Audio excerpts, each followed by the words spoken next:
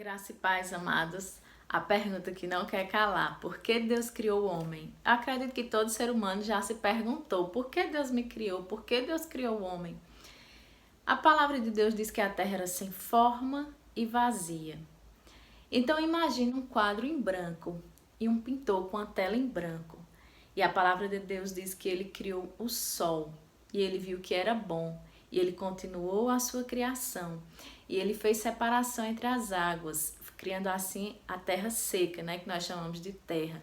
E ele continuou a sua criação e criou os mares, os peixes, as plantas e viu que tudo era bom e criou os animais, e viu que tudo era tão lindo e continuou a sua criação. E ele fechou a criação dele com chave de ouro, porque ele criou o homem.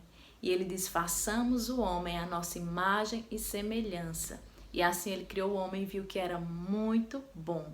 E ele viu que toda aquela criação era tão linda que ele quis criar um ser que fosse semelhante a ele, para que ele compartilhar daquilo ali. Um ser para administrar e admirar aquilo ali que Deus criou, que era tão lindo e tão bom.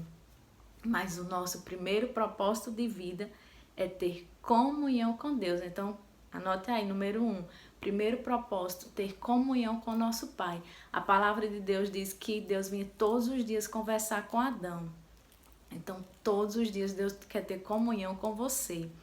Segundo propósito, número 2, dominar sobre as coisas. A palavra de Deus diz, lá em Gênesis, ainda no capítulo da criação: dominai sobre peixes, sobre répteis, sobre os animais. Nós fomos criados para dominar as circunstâncias, as coisas e não ser dominado. Terceiro propósito de existência: cuidar de pessoas. Você nasceu para abençoar o seu próximo. Então, amar é o terceiro propósito: amar as pessoas como a si mesmo, cuidar das pessoas. Você lembre que você nasceu para abençoar outras pessoas.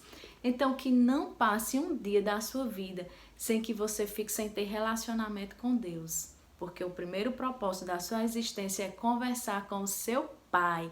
E Ele quer ter essa comunhão com você. Ele quer todos os dias conversar com você. E não deixe as circunstâncias, as coisas, os problemas lhe dominar. É você que domina sobre as coisas. E terceiro lugar, ame as pessoas e se relacione com elas. Amém?